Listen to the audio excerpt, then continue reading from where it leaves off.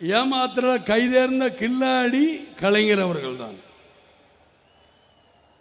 அதே மாதிரி பார்த்தீங்கன்னா இன்னைக்கு மார்கழி மாதம் 25ஆம் தேதி நான் பல பத்திரிக்கை பார்க்கும்போது சாமியோட பாசரை படிச்சுக்கிட்டு இருந்தேன். அதில் எம்ஜிஆரோட ஒரு பாட்டு ஒரு வரி ஞாபகத்துக்கு இருக்கு. அந்த ஒரு வரி இருந்தாலும் அதோட உள் கருத்து என்னங்கிற மாத்திரம் சொல்றேன். அரக்கன் கம்சனை கிருஷ்ணர் வீழ்த்தினார். அரக்கன் கம்சனை, அரக்கன் கம்சனான கலைஞரை கிருஷ்ண பரமாத்மான நீங்கள் வீழ்த்த வேண்டும். மக்களே, அந்த அரக்கனை நீங்கள் வீழ்த்த வேண்டும்.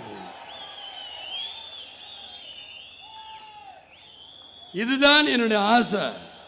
அதே நேரத்தில் எல்லாரும் அவர் எப்படி சாய்க்கணுங்கிறதுக்காக வீகம் போடுறாரு. காங்கிரஸை கூப்பிட்டுக்கிறாரு, அந்த கட்சியை கூப்பிட்டுக்கிறார், இந்த கட்சியை கூப்பிட்டுக்கிறாரு.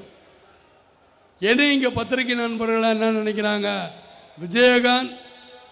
விஜயகாந்த் இப்படியெல்லாம் பேசிக்கிட்டு இருக்காரு, விஜயகாந்த் கூட்டணி போவாரா போக மாட்டார்.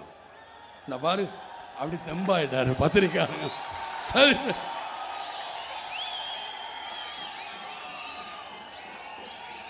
எல்லாம் பாரு, எல்லாம் அலர்ட்டா இருங்க பத்திரிக்காரங்க.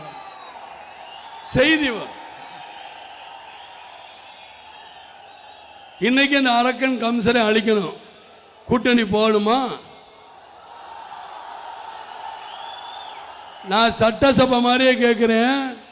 கூட்டணி போகணும்னு நினைக்கிறவங்கள கையை தூக்குங்க.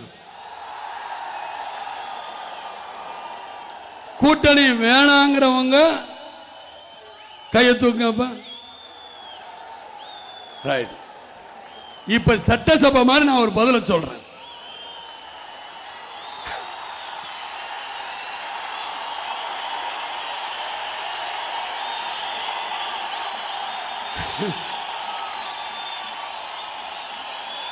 சட்டசபையில் சொல்லுவாங்களாம், நான் சட்டசபையில் சொல்லுவாங்க, ஆம் என்பவரே அதிக பேர் இருப்பதால் இதை நாங்கள் ஒத்துக்கொள்ளுகிறோங்கிற மாதிரி சொல்லுவாங்க. ஒத்துக்கொள்வோம் என்று சொல்லுவார்கள் அவங்க. அது மாதிரி இந்த கூட்டணி பிரச்சனை ஏன்ட்ட விட்டுருங்க, அதை நான் பார்த்துக்கிறேன்.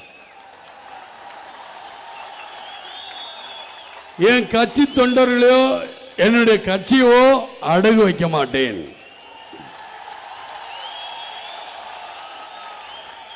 இன்னைக்கு வரைக்கும் நான் அடகு வச்சிருக்கேன்னா சொல்லுங்க பார்க்கலாம். இன்னைக்கு வரைக்கும் மரியாதை கொடுத்துதான் உங்களை வளர்த்துட்டு வந்திருக்கிறேன்.